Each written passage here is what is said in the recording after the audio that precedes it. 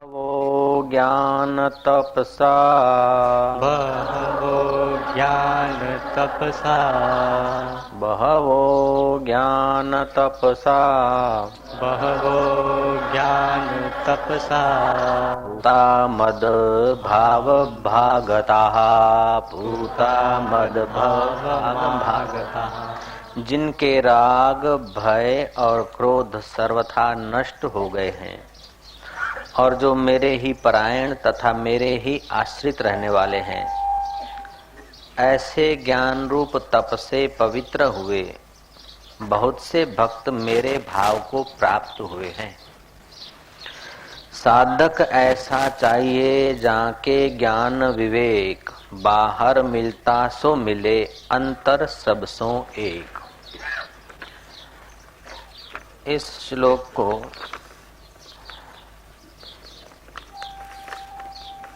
गहराई से समझेंगे कि जिनके राग भय और क्रोध सर्वथा नष्ट हो गए हों और जो मेरे ही परायण हैं तथा मेरे ही आश्रित रहने वाले हैं, ऐसे ज्ञान रूप तप से पवित्र हुए बहुत से भक्त मेरे भाव को प्राप्त हुए हैं। यहाँ श्री कृष्ण कह रहे हैं मेरे आश्रित। उसका मतलब ये नहीं कि जो मंदिर में श्री कृष्ण की प्रतिमा है वहां जाकर मंडारना है।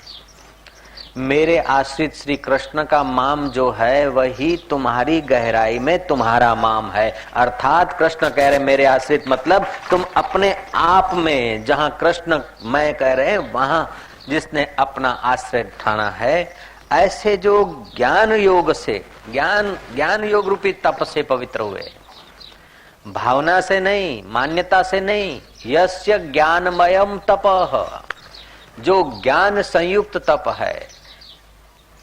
ज्ञान तप से बढ़कर दुनिया में और कोई तप नहीं।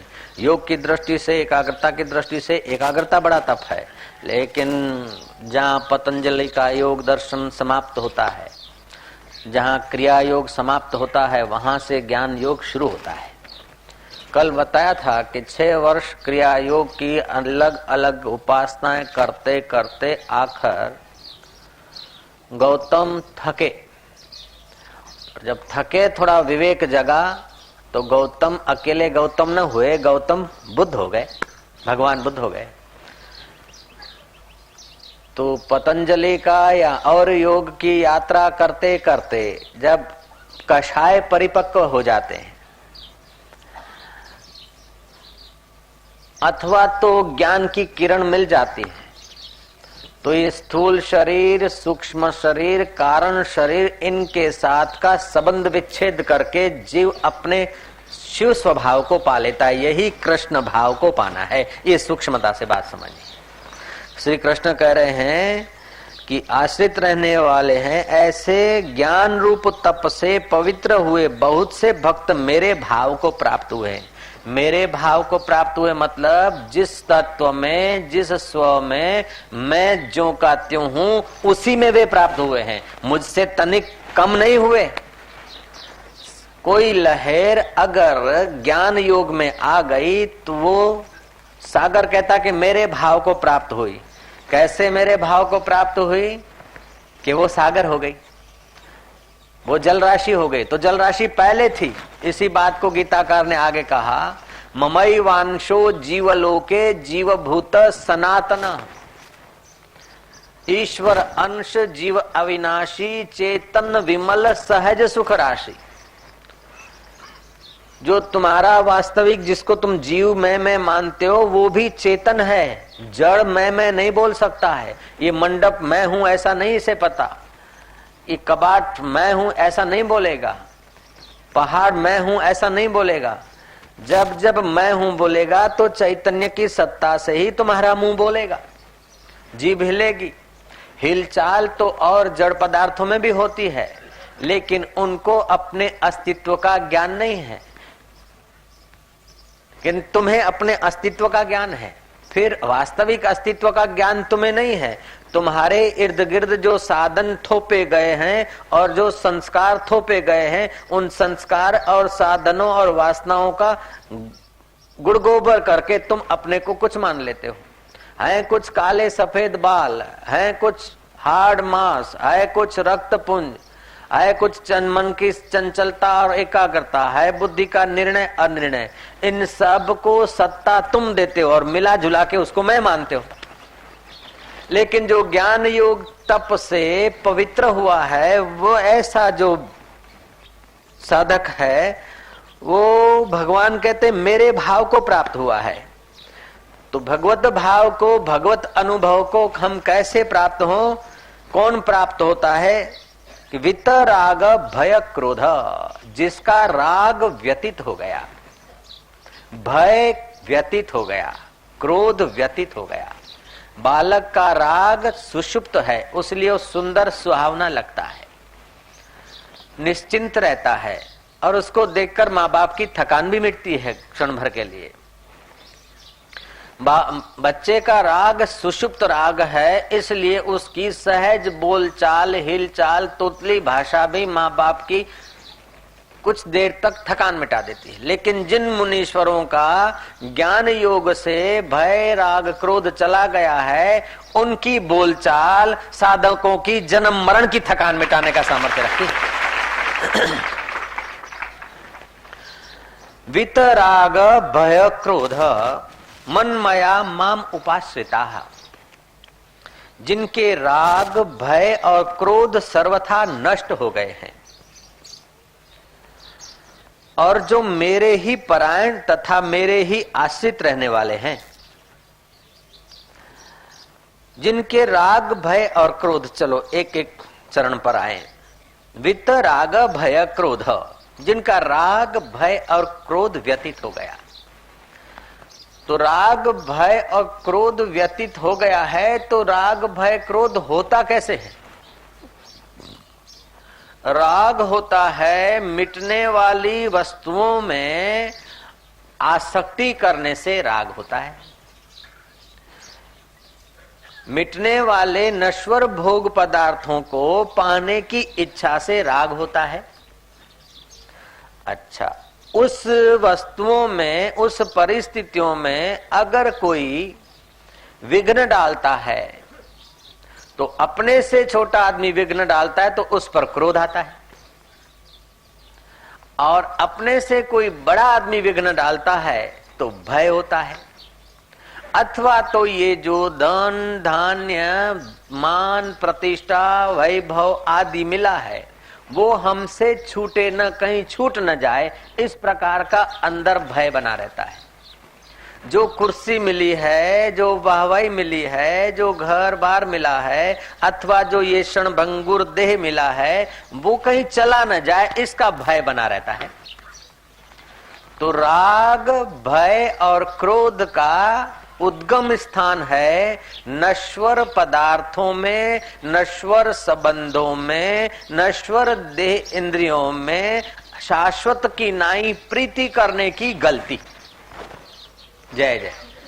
दुनिया के सारे दुख का उद्गम स्थान यही है कि परिवर्तनशील परिस्थितियों को थामने की गलती करना, और इन पदार्थों को आज तक कोई थाम नहीं सका।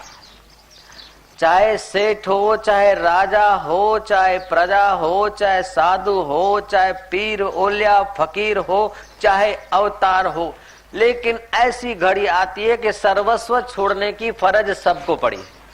ऐसा दुनिया में कोई माई का लाल पैदा नहीं हुआ कि मिले हुए देह को, मिले हुए धन को, मिली हुई सत्ता को, मिले हुए मान को, मिली हुई परिस्थितियों को कोई संभाल कर ले गया हो। ऐसा आज तक दुनिया में कोई आया नहीं, आएगा नहीं और आ सकता भी नहीं है। फिर भी सब धमाधम किए जा रहे हैं।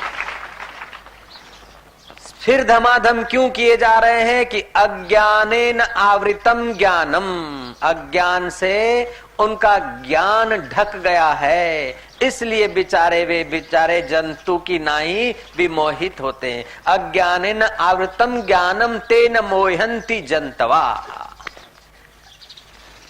वितराग भय क्रोध मनमया माम उपाश्रिता। तो भय राग और क्रोध चला गया। त्यागी ने देखा कि ये सब छूट जाएगा, चाहे करोड़ हो तो भी छूट जाएगा। त्याग आ गया, सब छोड़ गए। साधु हो गए, नश्वर चीजें नाश हो जाएगी उसके पहले छोड़ के साधु हो गए। लेकिन मनमाया नहीं हुए तो, मुझ में अंदर में नहीं आए तो फिर याद रहेगा कि मैंने 1 करोड़ छोड़ा, मैंने 2 करोड़ छोड़ा, मैंने पुत्र छोड़ा, मैंने परिवार छोड़ा, मैंने नमक छोड़ा, मैंने शाक छोड़ा, मैंने अन्न छोड़ा, मैंने जल छोड़ा, मैंने फल छोड़ा। लेकिन मनमाया न हुआ तो तू अपनी मैं को ठीक रूप से नहीं जान पाएगा, और ठीक रूप से नहीं जानेगा तो त्याग के बाद भी कहीं कोई गलती कर लेगा, त्यागी होने की भी गलती कर लेगा। इसलिए एक तो नश्वर चीजों की आस्था चित्त से, विवेक बुद्धि से हटाई जाए, और दूसरा शाश्वत स्वरूप में प्रीति की जाए। बस 2 ही काम करने हैं। तुमने कितने सारे काम किए, बचपन से देखो तुम कितना पढ़े, कितनों की खुशामद की, तुमने फेरे फिरे, सासू के पैर छुए, ससुरों के पैर छुए, मास्टरों को रिझाया। अब कृष्ण को रिझाने के लिए, गुरु को रिझाने के लिए 2 काम कर लो, दुनिया तुम्हें रिझाती फिरेगी, तुम ऐसे हो जाओगे। फिर दुनिया तुम्हारी मनोती मानकर अपना काम करने लग जाएगी, तुम ऐसे महान हो जाओगे। केवल 2 ही काम करने। क्या? एक तो नश्वर वस्तु को नश्वर मान लेना है, जयराम जी की, और शाश्वत चीज को मैं रूप में जान लेना है। बस कोई ज्यादा मेहनत थोड़े है। नारायण बोलो नारायण नारायण नारायण नारायण। शास्त्र सब प्रसन्न हो जाएंगे, ऋषि मुनि तुम पर प्रसन्न हो जाएंगे, यक्ष गंधर्व किन्नरों को धिक्कार है जो तुम्हारी चाकरी में न लग जाए, और उन देवताओं को भी कंपटीशन करना पड़ेगा तुम्हारे काम करने के लिए, तुम इतने महान हो जाओगे। केवल ये 2 बातें करो। भगवान जहां ठहरे हैं, भगवान चाहते तुम वहां ठहर जाओ। भगवान की निगाह वो तुम अपनी निगाह बना लो, ब्रह्मवेता का अनुभव तुम अपना बना लो, और कोई तुम्हारे से भगवान या संत कुछ छीनना नहीं चाहते। अगर छीनना चाहते हैं तो नश्वर पदार्थों में जो बेवकूफी से आस्था हो रही है वो बेवकूफी छीनना चाहते हैं, और शाश्वत आत्मा भगवान पराया लग रहा है, ये परायापन छीनते हैं, और तो बेचारे कुछ छीनना भी तो नहीं चाहते हैं। और कुछ भगवान या संत या शास्त्र तुमसे छीनते हो तो मुझे बताओ, मैं चलूंगा साथ में। और तो नहीं छीनना चाहते। सतशास्त्र हम लोगों से अज्ञान छीनना चाहते हैं, और ईश्वर के विषय में परायापन छीनना चाहते हैं। ईश्वर को पराया मानकर, दूर मानकर अगर भजन करेंगे न तो बरकत नहीं आएगी। तुझ में इतनी ताकत है, तू जूते को अपना मानता है, फाउंटेन पेन को अपना मानता है, तो क्यों भगवान को पराया मानता है और फिर दुखी हो रहा है? अरे यार, मनुष्य जन्म पाकर भी तू दुखी और परेशान रहा तो बड़े शर्म की बात है। दुख और परेशानी तो वे उठाए जिनके माई बाप मर गए, माई बाप तेरा आत्मा तो तू ही है, फिर क्यों दुखी और चिंतित होता है? तो यहां आज का श्लोक हमें सीख दे रहा है, भगवत गीता के 4थे अध्याय का 10वां श्लोक है। मैं अपनी ओर से कुछ नहीं कह रहा हूं, श्लोक की व्याख्या कर रहा हूं। जयराम जी की। वितराग भय क्रोध, राग चला जाए। जब जब दुख हुआ है, आप गहराई से खोजेंगे दुख किस निमित्त होता है। ईमानदारी से जरा गोता मार के देखिए। जब जब दुख होता है, भय होता है या क्रोध आता है तो किस निमित्त आता है? थोड़ा सा रुक कर देखिए। जब भी भय आए, क्रोध आए, ये दुख आए तो देखना कि ये क्यों हुआ। आता है और आप उससे सहमत हो जाते हैं, हस्ताक्षर करके चालू गाड़ी में कूदका मार लेते हैं, और आपकी पुरानी आदत है चालू गाड़ी में बैठने की। लेकिन अभी थामो, पहले पार्टियां देखो कि गाड़ी कहां जा रही है, कम से कम अपना गाड़ी का नंबर तो देखो। अपने घर न जाने वाली गाड़ी भले खाली हो, कोच हो, एसी लगी हो, लेकिन तुम्हारे काम की नहीं, और तुम्हारे गांव जाने वाली गाड़ी में भले सीटें टूटी फूटी हो, फिर भी कूद के उसी में बैठना, पराई गाड़ी में मत बैठना। पोताना गामे जती एसटी भले लग्जरी टाइपनी ना होय, सीटो भले एयर कंडीशन ની વ્યવસ્થા વાળી ના હોય, છતાંય પોતાના ગામ જતી ગાડી જ તમારા ઉપયોગની છે. પારકા ગામ લઈ જાય તે ગાડી તમારા માટે મફતમાં બેહાડે તોય નકામી નકામી ને નકામી. એ વાતમાં કોઈને સંદેહ હોય તો પૂછી લ્યો.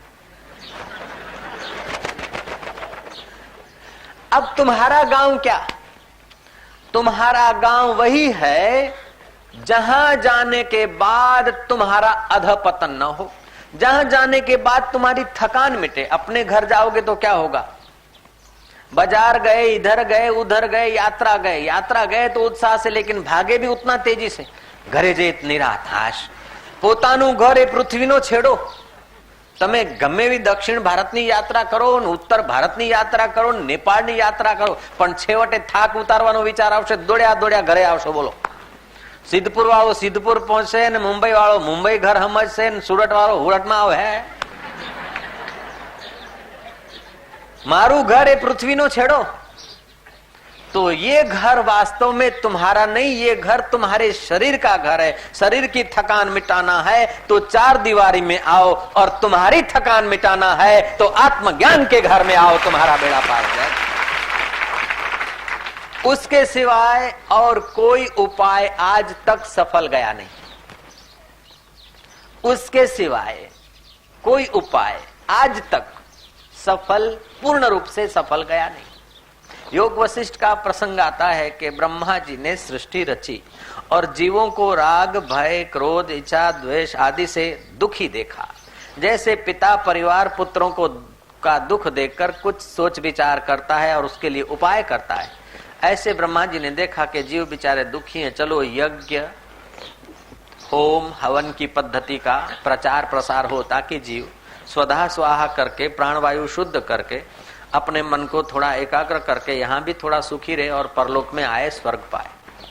लेकिन ब्रह्मा जी ने पाया कि इतना करने के बाद भी व्यक्ति की एकाग्रता होती है और संसार की चीजों को पकड़ता है, मरते दम तक छोड़ता नहीं, और स्वर्ग में आता है तो स्वर्ग को पकड़ता है. न स्वर्ग में सदा रह सकता है, न यहाँ सदा रह सकता है, न नरक में सदा रह सकता है. बाहर की चीजों से आदमी सदा बंध के रह ही नहीं सकता. अरे मुझे सृष्टिकर्ता को भी कल्प के अंत में रवाना हो जाना पड़ता है, तो मेरे उत्पन्न किए हुए जीव सदा कैसे रह सकते हैं? एकदम सीधी बात है. तुम रात्रि को स्वप्न देखते हो और स्वप्न में तुमने देखा एक सुंदर सुहावना कॉम्प्लेक्स है और उसमें कई दुकानें हैं. हाँ महाराज, एक हलवाई की भी दुकान है, एक फोटोग्राफर की, तमाम दुकानें, और दुकान में ग्राहक भी है और ग्राहक फोटो लेवा रहे हैं अपना. हलवाई की दुकान पर मिठाई ले रहे हैं. अब देखो कि उनका मिठाई लेना या फोटो लेवाना एक तब तक जिंदा है जब तक तुम स्वप्ने में हो. तुम्हारे स्वप्ने पुरुष तब तक जीवित हैं जब तक तुम्हारी स्वप्न की अवस्था है. जब तुम शाश्वत नहीं तो तुम्हारा स्वप्न कैसे शाश्वत, और तुम्हारा स्वप्न शाश्वत नहीं तो वो मिठाई की दुकान वाला हलवाई कब तक शाश्वत रहेगा, और मिठाई की चाट पर मुंह में पानी लाने वाला कब तक रहेगा? समझ रहे हैं? गुजराती में कह दूं, તમે સ્વપ્ન જોયું અને સ્વપ્નમાં આખી બજાર, દુકાન, કોમ્પ્લેક્સ, બીજું ત્રીજું આમ તેમ બધું જોયું, અને કોઈ મીઠાઈની દુકાને કે મોઢામાં પાણી લાવે છે, કોઈ ભૂસું ચાટવા માટે મથ્યો છે, કોઈ પિક્ચર જોવા માટે ધમ્યો છે, કોઈને આમ છે, કોઈને લેવું છે, કોઈને દેવું છે, કોઈને કાંઈ કરવું છે, કોઈને કાંઈ જવું છે, એ બધું સ્વપ્નમાં તમને દેખાય. દેખાય કે ન દેખાય? અને એ લોકોના કોઈ જમાઈ હોય, કોઈ વેવાઈ હોય, કોઈ શાળા હોય, કોઈ બનેવી હોય, કોઈના લગ્ન હોય, કોઈના કોઈ પ્રસંગો હોય, કોઈને બેસણા હોય, એ બધું હોય કે ના હોય? સ્વપ્નમાં હોય. અને એ બધું ઈ વખતે સાચું લાગતું હોય કે ના લાગતું હોય? હોય. પણ તમારું સ્વપ્ન સાચું નથી તો એ લોકોનું બેસણું ક્યાં સુધી સાચું? અને બેસણું સાચું નહીં તો ઉઠણું ક્યાં સુધી સાચું? જ્યાં સુધી તમારું સ્વપ્ન છે.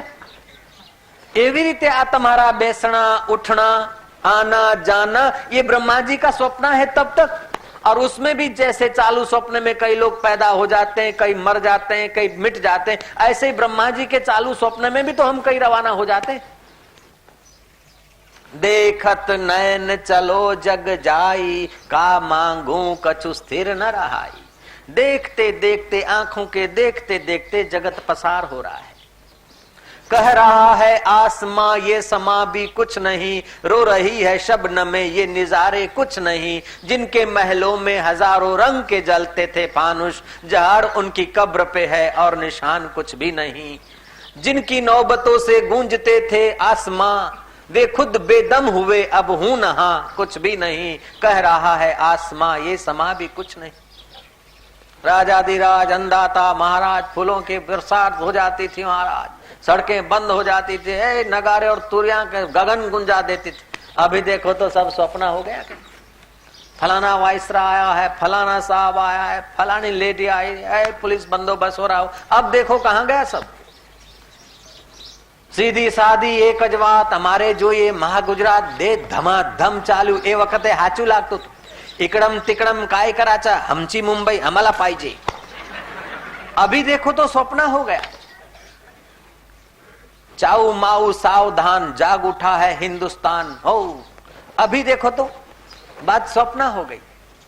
अनामत विरोधी आंदोलन जिंदाबाद, अभी देखो तो मुर्दा हो गया, स्वप्न हो गया। ऐसे ही समय की सरिता में सारी हम लोगों की स्वप्न तुल्य चेष्टाएं सरकती जा रही है। सरकती हुई चेष्टाओं को शाश्वत संभालने का जो आग्रह है, वही आग्रह भय, राग और क्रोध को जन्म देता है। जैसे कृष्ण, जो बीत गई सो बीत गई, तकदीर का शिकवा कौन करे, जो तीर कमान से निकल गई उस तीर का पीछा कौन। जो लाभ हुआ सो हो गया, जो घाटा हो गया सो हो गया, जो मान मिल गया तो मिल गया, अपमान हो गया तो हो गया। कांटा घुस गया तो अब निकाल के निश्चिंत हो, कांटा किसने रखा और क्यों घुसा उसकी चिंता में मत लग। और निकाल के फेंक दिया तो फेंक दिया, फिर कांटा लगा था मैंने निकाला था फेंक दिया, उधर चिंतन मत कर तू। ऐसे ही व्यवहार में कई कांटे आएंगे लगेंगे, कई बार निकलेंगे, लेकिन तू समझता जा समय की सरिता में सब बहा जा रहा है। इस प्रकार का जब तू विवेक दृढ़ रखेगा, ज्ञानमय तप के दरवाजे पर पहुंचेगा, तो तू श्री कृष्ण के भाव को प्राप्त कर लेगा। जहां श्री कृष्ण मस्त है वहीं तू पहुंच जाएगा। वहीं उसका मतलब नहीं कि वैकुंठ, वहीं उसका मतलब नहीं कि डाकोर जी। श्री कृष्ण मस्त हैं अपने आप में, अपने आप में मस्त हैं, उसलिए उनको देखकर सब लोग मस्त होते हैं। जो अपने आप में नहीं है उसको दूसरे देख के मस्त कैसे हो सकते हैं। जो खुद के घर नहीं तो वो दूसरों को खुद के घर क्या पहुंचाएगा। महाराज वितराग भय क्रोध मनमया माम उपाश्रिता, सर्वथा क्रोध जिसका नष्ट हो गया है और जो मेरे ही परायण तथा मेरे ही आश्रित रहने वाले हैं। मेरे परायण माना कितना भी धन सत्ता वस्तुएं हैं वो समझता है साधक कि ये सब पहले नहीं थी। जन्म के पहले ये वस्तुओं की मालिकियत मेरी नहीं थी और अभी भी ये मालिकियत नहीं के तरफ जा रही है। इस प्रकार का उसका विवेक इन वस्तुओं का उपयोग करता है, लेकिन इन वस्तुओं में आश्रय नहीं करता, वस्तुओं में शाश्वतता का मोहर नहीं लगाता। लेकिन जन्म के पहले मैं था, जन्म के बाद भी मैं रहूंगा। जन्म के पहले ये शरीर नहीं था तो ये शरीर की वस्तुएं और संबंध कैसे। मरने के बाद ये शरीर नहीं रहेगा तो इसके संबंध कहां। लेकिन जन्म के पहले और मरने के बाद जो मेरा चिद्घन चैतन्य कृष्ण तत्व आत्मा था, उसकी जो शरण लेता है, उसको मैं मानकर उसमें जो आराम करता है, तृप्ति पाता है, उसमें प्रतिष्ठित होकर फिर यथा योग्य व्यवहार करता है, वो भगवान के आश्रित है। अच्छा, तो इन वस्तुओं में से इनको सबको छोड़ देवे ना, तो इन सबको पकड़े ना, न छोड़ना है न पकड़ना है, इनका उपयोग करना है। और हकीकत में उपयोग किए बिना कोई रहेगा नहीं। उपयोग तो करते हैं लेकिन आसक्ति बुद्धि से करते हैं, आस्था बुद्धि से करते हैं, शाश्वत बुद्धि से करते हैं। तुम घर में रहो मना नहीं, लेकिन घर में जो आसक्ति है, तिजोरी में रुपए लेकिन रुपयों में जो आसक्ति, आसक्ति भय देती। नहीं तो थोड़े रुपए चले गए, भय काहे का, आ गए तो आ गए, लाए कुछ नहीं थे। मैंने सुनाई थी एक कहानी कि एक कोई जीवन मुक्त महापुरुष के कुटिया पर डाकुओं ने डाका डाला। उन्होंने तो महाराज उनका जो आगेवान था डाकुओं का, महाराज हजारों लोग तुम्हारे पास आते जाते हैं,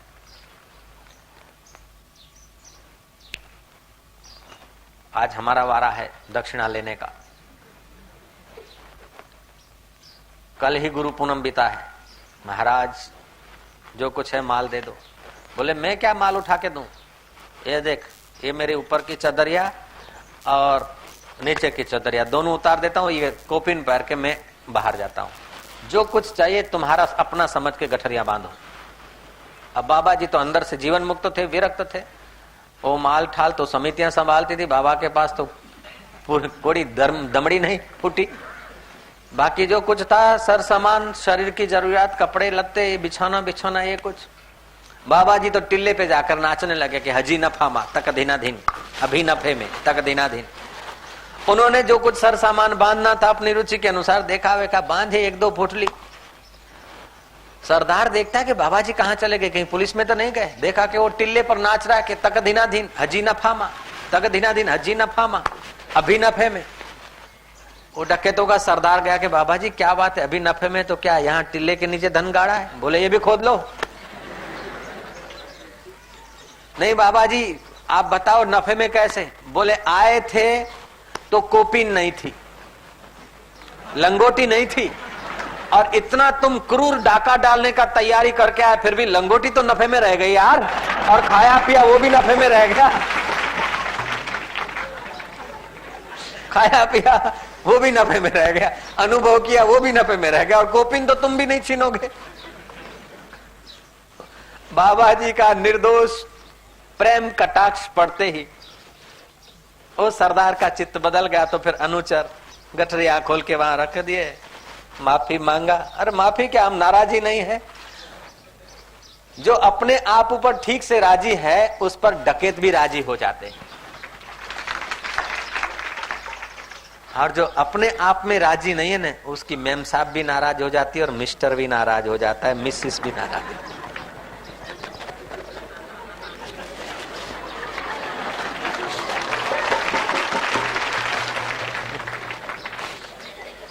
नारायण नारायण नारायण नारायण। देखा अपने आप को मेरा दिल दीवाना हो गया, ना छेड़ो मुझे यारो मैं खुद पे मस्ताना हो गया।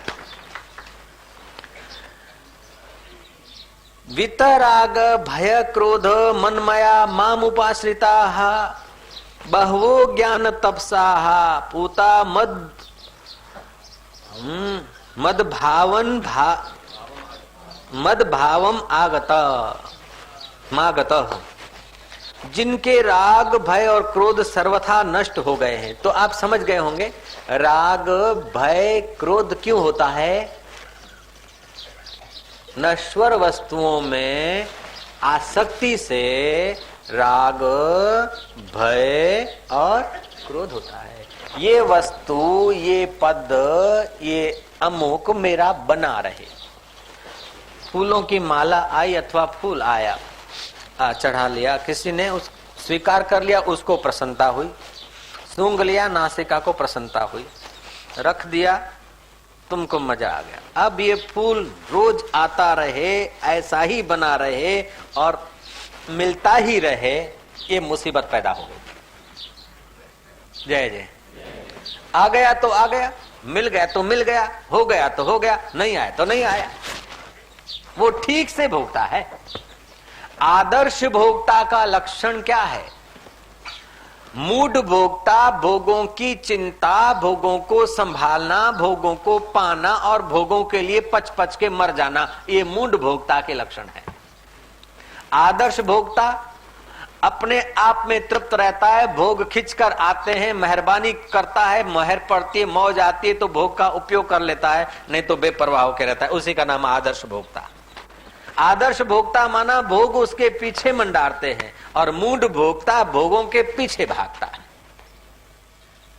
ऐसा नहीं कि कृष्ण खाते पीते नहीं थे, अरे तुम्हारे से बहुत बढ़िया खाए पिए जिए। जनक नहीं खाते थे पीते थे रहते थे, तुम्हारे से बढ़िया जिए होंगे। कबीर जी नहीं खाए पिए, अरे बहुत बढ़िया जिए होंगे। लेकिन वे आदर्श भोगता रहे, उनको पता था कि भोगों के लिए हम नहीं, भोग हमारे लिए है। संसार की नश्वरता के लिए मैं अपना आत्मघात नहीं करूंगा। को पीठ देकर छाया पकड़ने जाते हो तो छाया कितनी जल्दी तुम्हारे हाथ आती है पता है? जरा ट्राई करके देखना। और छाया को पीठ देकर सूरज के तरफ भागते हो तो छाया तुम्हारे पीछे पे कैसा आती? जो सूरज के तरफ भागता है तो छाया उसकी अनुगामिनी हो जाती है, लेकिन जो छाया के तरफ भागता है छाया उससे दूर भागती जाती है। ऐसे ही जो अपने आंतरिक सुख का त्याग करके बाहर के छाया जैसी परिस्थितियों को थामना चाहता है और उनको पकड़ रखना चाहता है, उस बेचारे की हालत ऐसी हो जाती है।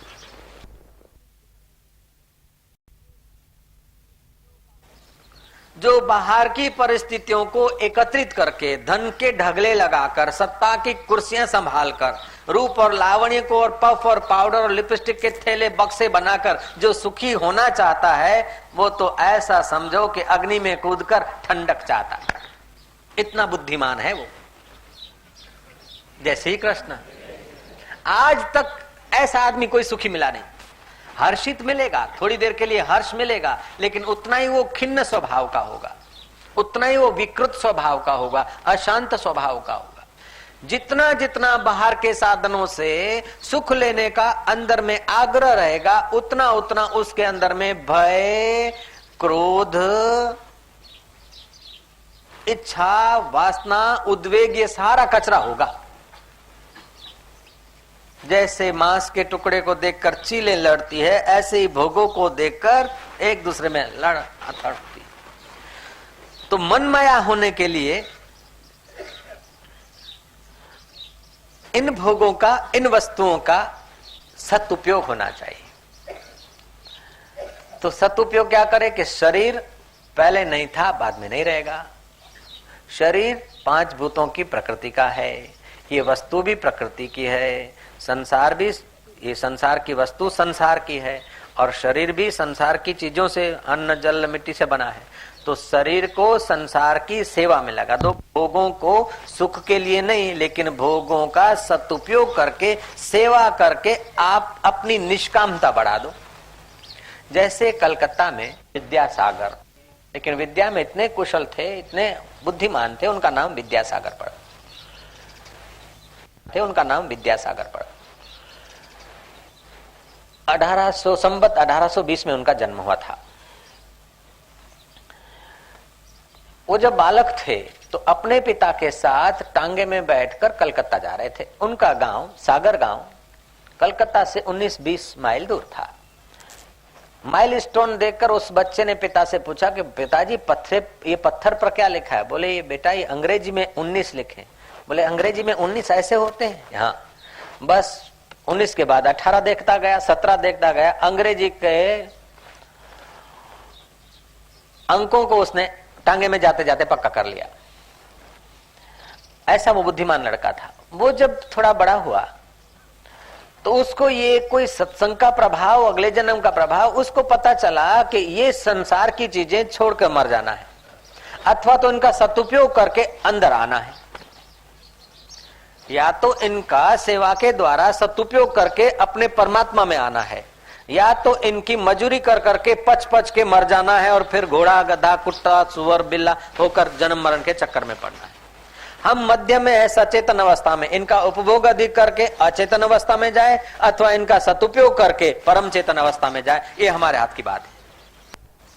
यूनिवर्सिटी में उनकी नियुक्ति हुई और उनको एक डिपार्टमेंट एक्स्ट्रा मिला, तर्क शास्त्र पढ़ाने के लिए 40 रुपया माहवार उनका पगार बढ़ाया गया।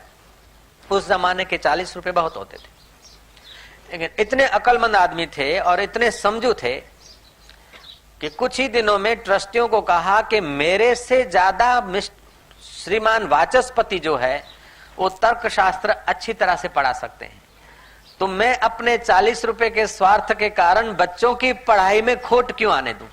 मेरे में तर्कशास्त्र पढ़ाने की क्षमताएं हैं, लेकिन मुझसे ज्यादा जो मेरे ध्यान में है, वाचस्पति नाम के एक सज्जन, ट्रस्टियों ने इनकी बात स्वीकार रखी वाचस्पति के लिए निमंत्रण लेके गए। वाचस्पति इनके निमंत्रण को सुनकर चकित हो गए कि इस पोस्ट के लिए तो लोग खींचा खींची करते हैं और तुमको मिली है और तुमने मेरे लिए ही सजेशन देकर मेरे घर मेरे को बताने आए।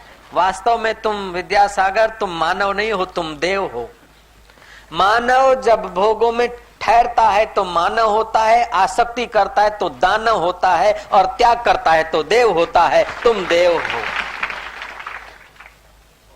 देव कौन होता है पता है? जो यज्ञ करता है। इंद्र कौन बनता है? जो यज्ञ करता है। यज्ञ में क्या होता है? त्यागना पड़ता है। स्वाहा स्वाहा स्वाहा, खूब स्वाहा स्वाहा करके त्यागा है तब देव हुआ है। तो तुमने ये पदवी त्याग दी। बोले इसमें क्या बात है? जिससे बहुजन हिताय प्रवृत्ति, दूसरों का मंगल होता है, इसी में तो मेरा मंगल है, क्योंकि हम व्यापक समाज से जुड़े हैं। आप समाज से अलग नहीं रह सकते। समाज के हित में आपका हित, पड़ोस के हित में आपका हित है, कुटुंब के हित में आपका हित है, देश के हित में आपका हित है, विश्व के हित में आपका हित है, और विश्व के विनाश में अपना भी तो अहित होता है। आप विश्व से जुड़े हुए हैं। अगर इधर आप शुभ वातावरण में बैठे हैं, चिंतन ध्यान भजन करते हैं, तो आपके शुभ भाव, शुभ श्वासोश्वास इर्द गिर्द जाकर अच्छा फैलावा करता है। ऐसे ही हम अशुभ चिंतन करें तो वो भी वायुमंडल में फैलता है और कोई न कोई वो श्वास लेगा। तो एक आदमी अकेला नहीं है, वो पूरे विश्व से जुड़ा है। जैसे आप सूर्य के किरण से जुड़े हैं, सूरज वहां ठंडा हो जाए तो हम लोग कहने को नहीं रहेंगे सूरज ठंडा हो गया। आप पूरी पृथ्वी से जुड़े हैं, भले यहाँ 2 बाय 2 फीट पर बैठे हैं, लेकिन ये पृथ्वी वरियाव गांव अथवा जहांगीरपुर से जुड़ी है, जहांगीरपुर सूरत से जुड़ी है, सूरत गुजरात से जुड़ी है, गुजरात भारत से जुड़ी है, और भारत की पृथ्वी क्या विश्व की पृथ्वी से अलग हो सकती है क्या? और विश्व की पृथ्वी विश्वेश्वर से अलग नहीं है। तो सचमुच आपका फिजिकल शरीर भी विश्वेश्वर के साथ जुड़ा है, लेकिन इस बात का पता नहीं। ये जड़ प्रक्रिया से देखो तो जड़ शरीर भी विश्वेश्वर के साथ जुड़ा है। और फिर आपकी आंख मन से जुड़ी है, मन बुद्धि से जुड़ा है, बुद्धि चित्ती से जुड़ी है, और चित्ती चैतन्य से जुड़ी है। आप यूं से देखो चेतना से तो भी आप परमात्मा से जुड़े हो। फिर भी इतने जुड़े हुए दोनों तरफ से, फिर भी आप ईश्वर से अथवा सुख से अपने को दूर कैसे पा रहे हैं? राग भय और क्रोध। राग भय और क्रोध क्यों हो रहा है? कि मिटने वालों में अमिट जैसा मोह और अमिट का ज्ञान नहीं। एक ही बीमारी और एक ही दवा। बीमारी एक है कि आस्था, आसक्ति, परिवर्तन परिस्थितियों में, और दवा वह है कि परिवर्तन को परिवर्तन समझो और शाश्वत में प्रीति कर दो, मन माया हो जाओ। अर्जुन को यही तो दवाई दी गई थी। युद्ध होने वाला है, होने वाला है, तू हाँ ना करके ये करूं ये न करूं ये आग्रह क्यों करता है? तेरा क्षत्रिय स्वभाव है, उनके कर्म पक गए हैं और तेरे द्वारा ये होना है। हाँ ना करते करते आखिर करना तो पड़ा, लेकिन ज्ञान को उपलब्ध होकर किया तो कर्ता भाव रहा नहीं। महाभारत का युद्ध जब समाप्त हुआ तो कुंता जी गांधारी के साथ और अपने देवर के साथ अरण्य में जाने को तैयार हो गई। धृतराष्ट्र ने कहा कि अब पुत्र तो मर गए, सब विनाश हो गया, अब अपना जीवन जरा संवार लें। पति पत्नी अरण्य में एकांतवास में पवित्र जीवन बिताकर अपना जन्म सफल करने का विचार की। कुंता जी ने कहा कि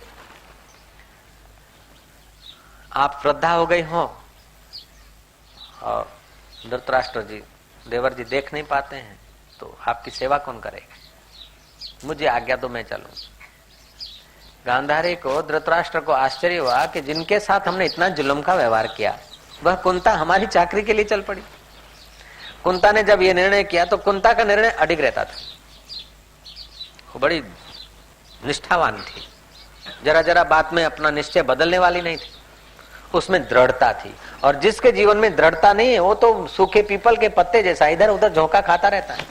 जीवन में कोई दृढ़ता होना चाहिए कि इतना तो करना ही है, ऐसा रहना है। बीड़ी नहीं पी એટલે नहीं पी, मैं तो छोड़ी દીધી, પણ પેલા આગ્રહ કર્યો એટલે ફૂંકી લીધી। હવે બીડી તને ફૂંકી નાખશે। मैं तो प्याली छोड़ी દીધી, પણ પેલા બહુ આગ્રહ કર્યો ને વેવાઈ એટલે જરાક પછી એનું માન રાખવા માટે જરા પ્યાલી લઈ લીધી। હવે પ્યાલી તને લઈ જશે એ યાદ રાખજે પાછું. જેટલો તું ઢીલો પોચો થઈશ ને એટલા આ બધા વિકારો અને વ્યસનો તને પકડી પાડશે. એટલે થોડી દ્રઢતા લાવી. અને દ્રઢતા માટે વહેલી સવારે ઉઠી નહીં ધોવી પૂર્વ અભિમુખ થઈ જ્ઞાન મુદ્રામાં બેસી ઊંડો શ્વાસ લો અને હરિ ઓમ ફરી શ્વાસ ભરો ફેફસાઓમાં. હરિ ઓમ. તમારી અંદર અદભુત બળ આવી જશે. 10 મિનિટ કરો દરરોજે. જુઓ ઈચ્છા શક્તિ કેટલી વિકસિત થાય છે. બીડીની કે પ્યાલીની કે ગપ્પા સપ્પાની કે બીજા ત્રીજા વાતોની શું તાકાત છે કે તમારા અહીંયાની હોળી કરે. તમે પોતાના સંકલ્પનું સામર્થ્ય ભૂલી બેઠા છો. તમે તમારા દ્રઢતાના ખજાનાને ખોઈ બેઠા છો, ભૂલી બેઠા છો. ચા છોડું છોડું કરું પણ છૂટતી નહીં.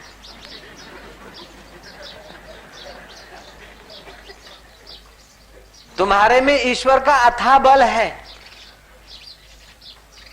ये चाह कम वक्त चाह के कब की क्या ताकत के तुमको जीत ले. एक जरा सी प्याली या सिगरेट बीड़ी या छीकनी की क्या ताकत की तुम्हारा नाक पकड़ ले. तुम अंदर से हार जाते हो तब परिस्थितियों को जीत मिलती है. ईश्वर के लिए भले ईश्वर के आगे तुम दीनहीन हो जाओ, लेकिन अंदर से तुम समझना कि सचमुच में तुम दीनहीन नहीं हो. अगर तुम सचमुच में दीनहीन और तुच्छ होते तो मंदिर में प्रार्थना करके जो बाहर निकलते, भगवान मैं कुछ नहीं, मैं दीन हूं, मैं हीन हूं, मैं पापी हूं, मैं तुच्छ हूं, उस तुच्छ की प्रार्थना करके जो बाहर निकला मंदिर से, उसको बुलाओ कि ये दीनहीन तुच्छ जरा इधर आ जाओ. फिर देखो वो खबर ले लेगा, बदनक्शी का दावा कर देगा. उसकी गहराई में नहीं है तुच्छता. तुम्हारी गहराई में तुच्छता नहीं है. लेकिन तुम जब परिस्थितियों के तुच्छ क्षणिक सुखों को आस्था देकर अपनी शक्तियां बटोर देते हो, तब ये विषय विकार तुम पर धमा बोल देते हैं और तुम अपने को कुचले हुए दीनहीन मानते हो. कितना भी कुछ हो गया, आज तक कितना भी तुम्हारे पर अन्याय हो गया, मन ने कई बार कसम खा के तुम्हें गिरा दिया, फिर भी अगर अभी आप तुम दृढ़ता करो तो तुम्हारे में वो ताकत है कि सदियों की यात्रा इसी जन्म में पूरी कर सकते हो. बालिया लुटारा 7.5 बैलगाड़ियां भर जाए, इतने लोगों की हत्या किया था. इतनी हत्या तो तुमने नहीं की होगी. नारद जी को पेड़ के साथ बांध दिया था, इतना क्रूर स्वभाव का था. लेकिन जब संत का संग मिल गया और बात समझ में आ गई, करवट ले ली जीवन ने, वाल्मीकि ऋषि बन गए और उनकी लेखनी से जो टपका है वो शास्त्र बन गया, वाल्मीकि रामायण. हम लोग सिर झुकाते हैं. तो तुम्हारे अंदर अथाह ईश्वर का बल पड़ा है, असीम परमात्मा शक्ति पड़ी है. किसी ने कह दिया कि तेरा लड़का भगत हो गया, मैं तो रोके घर वापस आई, अब तो मेरे लिए बड़ौदा जहर हो गया. ओहो, रुलाने वाला, दुख देने वाला तो तुम्हारे दिल में ठेस पहुंचाना चाहता है और उस ठेस को तुमने महत्व दे दिया तो उसकी जीत हो गई. अरे जैसा वो ठेस पहुंचाता है उसके विपरीत बात तू अंदर अपने मन में विचार कर, तो वो बुढ़ा हो जाएगा ठेस पहुंचाने वाला और तेरी विजय हो जाएगी. जो तेरे को मेहना मारते हैं या कुछ करते हैं, अरे तेरा भाई तो देख माला करता है, भगत हो गया, मेरे को बोलते तेरा भाई भगत हो गया, मेरे को बड़ा दुख होता है. तू सुख किया करके भगत होता है कि भगवान का भाई भगत होता है? अभागों का भाई और बेटा भगत थोड़े होता है. नारायण नारायण नारायण. ओम ओम ओम ओम ओम ओम ओम ओम ओम ओम ओम ओम. अर्थात वस्तुओं का, इज्जत आबरू का, संसार की परिस्थितियों का राग मिटते ही भय और क्रोध मिट जाता है. राग है कि हमको ऐसा कोई न कहे, इसलिए भय होता है, इसलिए क्रोध होता है, इसलिए चिंता होती. कहे तो कहे, उसका स्वभाव है. चिढ़ाने का उसका स्वभाव है, धन्यवाद देने का इस सज्जन का स्वभाव है.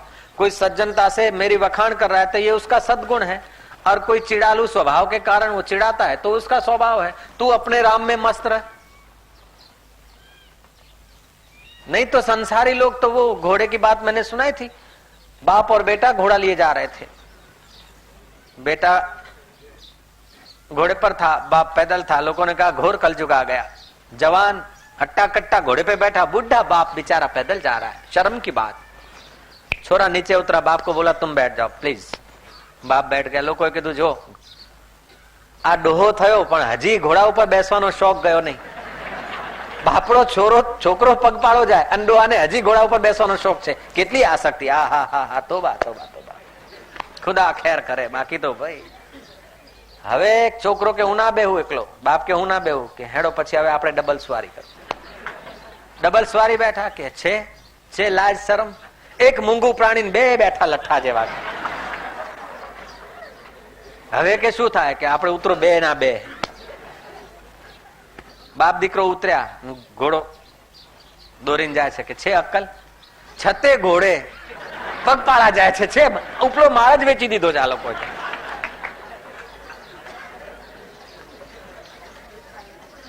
और घोड़ा है और पैदल जाते दोनों, और घोड़ा है और दोनों बैठते, और घोड़ा है बाप बैठता तो भी नाराज, बेटा बैठता तो नाराज, दोनों बैठते तो नाराज और एकदम खाली जाते तो नाराज। अब कहने वालों को चुप कैसे कराया जाए? कोई उपाय बताओ। वो क्यों खिलौने हो गए कि उनका आग्रह था कि हमको कोई कहे नहीं। अरे कोई कहे नहीं, ऐसा तो दुनिया में आज तक कोई पैदा ही नहीं हुआ कि जिसके लिए कोई कहे नहीं।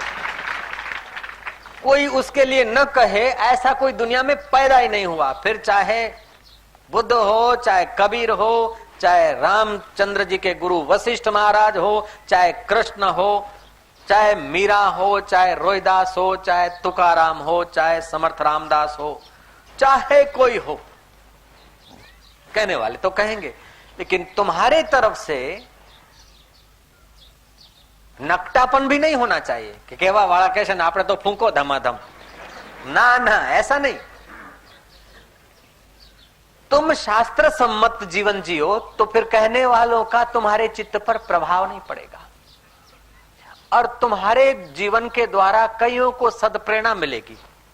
जैसे विद्यासागर बैठे थे, एक लड़का आया कि बोले बाबूजी दुष्काल का मौका है, भीख मांगना मेरा स्वभाव नहीं है, लेकिन हो सके तो 1 पैसा दे दो। विद्यासागर तो सज्जन पुरुष थे, बोले बेटे 1 पैसा? अगर मैं तुझे 2 पैसा दूं तो क्या करेगा? बोले 1 पैसे के चने लेकर उबले हुए चने खाऊंगा और 1 पैसा मां को दूंगा। बोले अगर मैं 4 पैसे दे दूं तो? बोले 2 पैसे के चने घर ले जाऊंगा और 2 पैसे मां को दे दूंगा। अच्छा अगर मैं तेरे को 2 आने दे दूं तो? बच्चा ने सिर नीचा किया और चलता भया। विद्यासागर ने हाथ पकड़ लिया। क्यों जाता है कि आप 1 पैसा तो देते नहीं, 2 आना कौन दे सकता है इस जमाने में? आप मेरी मजाक उड़ाते हैं। बोले नहीं नहीं, समझ ले मैं तुझे 2 आना दूं तो क्या करेगा? बोले 1 पैसे के तो चने में अभी खा लूंगा, बाकी 3 पैसे के ले जाऊंगा और 1 आना मां को दूंगा। समझो मैं तुझे 4 आना दे दूं तो क्या करेगा? बोले 2 आने का तो वही करूंगा और 2 आना बचा के कल आम लेकर बेचूंगा और उससे अपना गुजारा चलाऊंगा। विद्यासागर ने 1 रुपया उसको दे दिया। वो तो हैरान हो गया कि सचमुच ये आदमी अद्भुत है। गया और उसने 2 साल के बाद विद्यासागर जी जा रहे थे कलकत्ते की उस बाजार से। एक युवक ने उनको रोका, हाथा जोड़ी के कि आप पधारो मेरी दुकान पर। बोले भाई मैं तो तेरे को पहचानता नहीं, ये इतनी बड़ी दुकान किसकी है? बोले आप चलो, आप ही की है। विद्यासागर नजदीक आए, आप बैठो, इस दुकान को पावन करो, आपकी दुकान है। बोले मैं तुझे जानता नहीं कि मैं वो लड़का था जिसको आपने 1 पैसा, 2 पैसा, 4 पैसा करके 1 रुपया दिया था। ये आपके 1 रुपये का रूपांतर है, ये आपकी कृपा का प्रसाद है। विद्यासागर के चित्त से जो आनंद आया, जो शांति मिली और जो उसकी प्रसिद्धि यहां कथा तक पहुंची, अगर वो रुपया फूंक डालते तो क्या मिलता? सीधी बात है, सिद्धू गणित है। विद्यासागर को पता भी नहीं कि शिविर के दिनों में इतवार के पूर्ण आहुति में मेरी बात आएगी। उनको उस वक्त पता भी नहीं। रुपया देते समय क्या उनको पता था क्या? तप करे पाताल में प्रकट होए आकाश, जिसमें आपका स्वत्व है, जिन वस्तुओं में, रुपयों में, भोग में, वो अगर आप परहित के लिए खर्च कर देते हैं तो आपकी कीर्ति स्थायी हो जाती है। ऐसा नहीं धोखेधड़ी या फरेब से किसी की कीर्ति होती है, उसकी कीर्ति टेम्परेरी है। राजाधिराज, अन्नदाता, महाराज, घड़ी खम्मा, वो थोड़ी देर के लिए होगी। सचमुच अपने पसीने का, अपने स्वत्व का अगर भोग न भोगे और सदुपयोग करता है तो उसका यश लंबा हो जाएगा।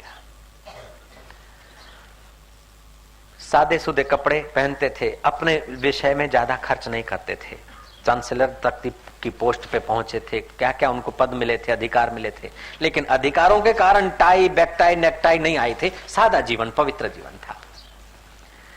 रास्ते से जा रहे थे, एक आदमी आंसू झराता हुआ मिला, पर दुख कातरता का स्वभाव उनमें था। वो रास्ते चलते चलते भी खोजते कोई सेवा का मौका मिल जाए।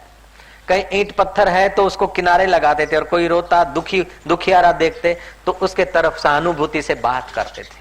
सहानुभूति से बात करके उसका मार्गदर्शन करते समय उसको जो आनंद आता है, उसको जो सुख मिलता है, उससे ज्यादा मार्गदर्शक को, असहानुभूति करने वाले को सुख होने लगता है। उसको तो तुम रास्ता बताओ, चले तब फायदा हो, लेकिन तुमने सहानुभूति से रास्ता बताया तो तुम्हारे हृदय में उसी समय फायदा होने लगता है। भय, राग और क्रोध रवाना होने लगता है। भैया, ईश्वर को पाने के लिए कोई मजदूरी नहीं करनी है, टेक्निक समझनी, और कुछ नहीं। मुक्ति के लिए कोई ज्यादा मेहनत नहीं है। नश्वर का सदुपयोग और शाश्वत में प्रीति, ये दो ही छोटे से काम। નશ્વર વસ્તુઓનો સદુપયોગ અને શાશ્વત આત્મામાં પ્રીતિ, એ બે નાનકડા કામ કરો, પતી ગયું। मिनिस्टर होना, प्राइम मिनिस्टर होना, ये बड़े बड़े काम तुम्हारे बश की बात नहीं है, लेकिन ये बड़े काम का नतीजा बिल्कुल छोटा है, और ये छोटे काम का नतीजा एकदम बड़ा है।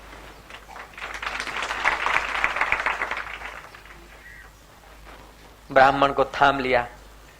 क्यों ब्राह्मण, मेरा कोई नहीं ऐसा कह रहे हो भैया, क्या बात है, तुम्हारे आंखों से कुछ भीगी आंखें दिखाई दे रही। ब्राह्मण की आंख टपक पड़ी आंसुओं से। बोले भैया बताओ। बोले अरे भाई मजदूर, तू क्या हमारा दुख दूर करेगा। उनको पता ही नहीं कि विद्यासागर। बोले फिर भी भैया बता देना, मेरी जिज्ञासा है। आग्रह किया। बोले मैंने लड़की की शादी में देखा देखी में जरा खर्च कर दिया, क्योंकि हमारी नात में ऐसा रिवाज है। और ये नाती गोती भी कभी कभी आदमी को फांसा दे देते। नात में आ करવું पड़े। नाती गोती जो एक दूसरे का ख्याल करे बिना जो खर्चा कराते ना, वो तो नाती गोती है कि दुश्मन है, वो भगवान जाने। लेकिन हमारी नात में ये रिवाज है। ऐसा करते हुए बच्ची की शादी में जरा खर्च ज्यादा हो गया और कर्जा लिया। और कर्जा जिससे लिया वो महाजन माना आपने सेठ कहे, उस महाजन ने मेरे पर दावा कर दिया। और मेरी 7 पीढ़ियों पे हम कोर्ट कचहरी में नहीं गए, और मैं ऐसा लड़का पैदा हुआ कि माँ बाप का, दादा दादे का नाम नाक कटवा दिया। कोर्ट कचहरी में जाके खड़ा होऊंगा, कैसा लगेगा।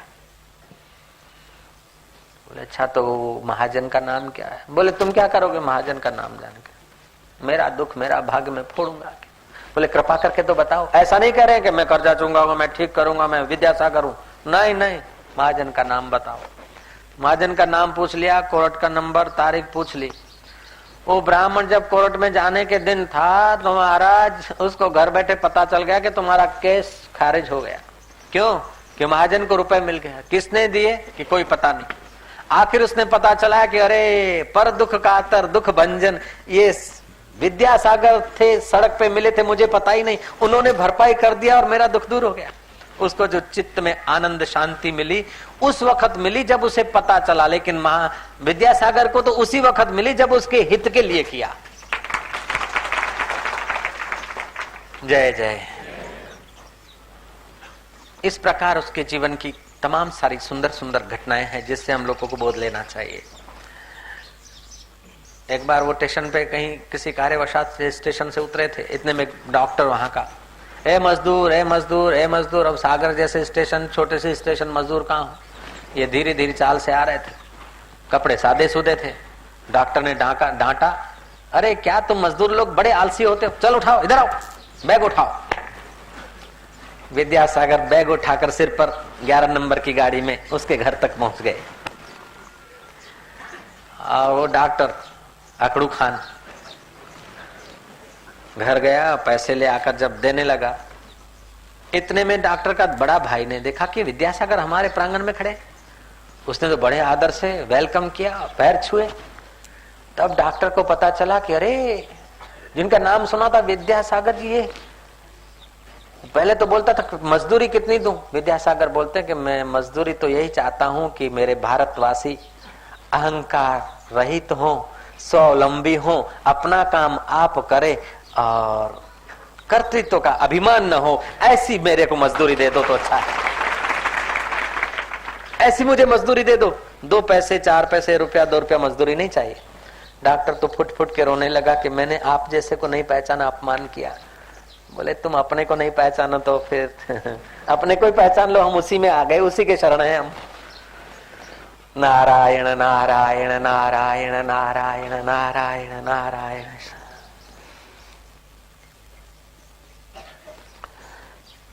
आकर्षण जो है स्त्री में, पुरुष में, पदार्थ में, यही हमको भय, शोक और जवाबदारी में डाल देता है। जिससे स्त्री, पुरुष और पदार्थ शोभायमान हो रहे हैं, उसके आकर्षण का पता नहीं, इसलिए इन बाहरी आकर्षणों में हम हस्ताक्षर कर लेते हैं। और बाह्य आकर्षणों में हस्ताक्षर कर लेते हैं तो मन माया नहीं हो पाते हैं। मन माया नहीं हो पाते, इसलिए सारे दुख और पापों की शुरुआत हो जाती है। ओम ओम ओम ओम ओम ओम ओम ओम ओम ओम ओम ओम ओम ओम ओम। ज्ञान विवेक बाहर मिलता सो मिले, अंतर सब सो एक। बाहर मिलने जुलने में सबसे ठीक, लेकिन अंदर में समझे कि ये सब स्वप्न है, ये सब आने जाने वाली परिस्थितियां हैं।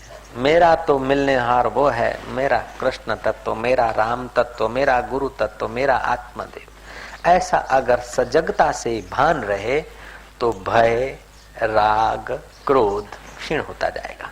और जितनी जितनी आस्था मिटती जाएगी नश्वर वस्तुओं की, उतना उतना भय, राग, क्रोध दूर होता जाएगा। और जितना जितना भय, राग, क्रोध दूर होता जाएगा, उतना उतना मनमया होता जाएगा। और जितना मनमया होगा, बहु ज्ञान तपसा।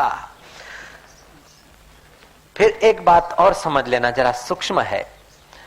विद्यासागर की नाई सेवा करना अच्छा है, लेकिन इसमें भी कुछ न कुछ बाहर के वस्तुओं की पराधीनता रहती है। धन की, सेवा लेने वाले की, सेवा करने वाले तन की, और सेवा करने का निर्णय करने वाली बुद्धि की, इनकी तो पराधीनता बनी रहती है। पूर्ण सुख यहां भी नहीं मिलता। सुख तब मिलता है जब पूर्ण तत्व का बोध होता है। पूर्ण स्वतंत्रता तब मिलती है जब पूर्ण आत्मा को मैं रूप में साक्षात्कार करता है। तो गीताकार ने कहा, आरुरुक्ष मुनिर योगम कर्म कारणम उच्चते। योग में आरूढ़ होना चाहे, संसार में सफल होना चाहे तो निष्काम कर्म करो। निष्काम कर्म करने से हृदय शुद्ध होगा, और शुद्ध हृदय होने लगे तो फिर समय बचाकर ध्यान मग्न हो जाओ। जय जय।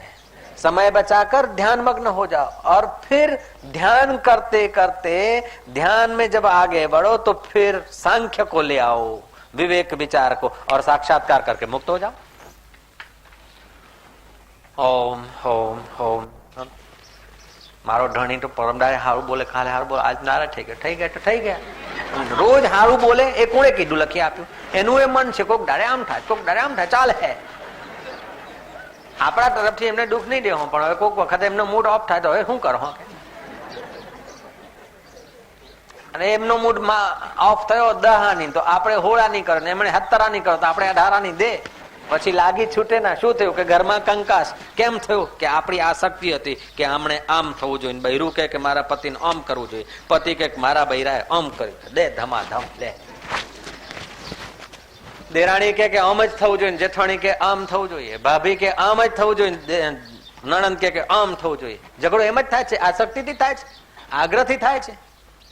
ભય પણ આગ્રહથી થાય છે, આમ જ હોય। અને એમાં કોઈ વિઘ્ન નાખે, મોટો કોઈ વિઘ્ન નાખે તો ભય, અને નાનો વિઘ્ન નાખે તો ક્રોધ આવે। બોલો, બધા ઝઘડા મુસીબતોનું કારણ શું?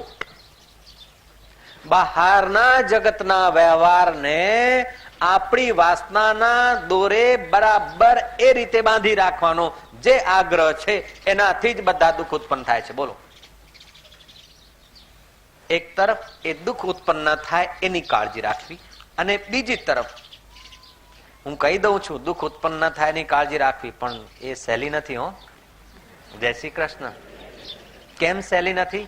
કે તમારું મન સુખ ઈચ્છે છે અને એ બધું કરીને તમે સુખ પામવા ઈચ્છો છો એટલે તમે આગ્રહ કરો છો. કોઈને જવા માટે તમે આગ્રહ કરતા નથી, સુખ માટે આગ્રહ કરો છો. પરિસ્થિતિઓને અનુકૂળ બનાવવાનો જે આગ્રહ છે એ ઊંડાણમાં સુખની ઈચ્છાનું રૂપાંતર છે. તો હવે શું કરવું?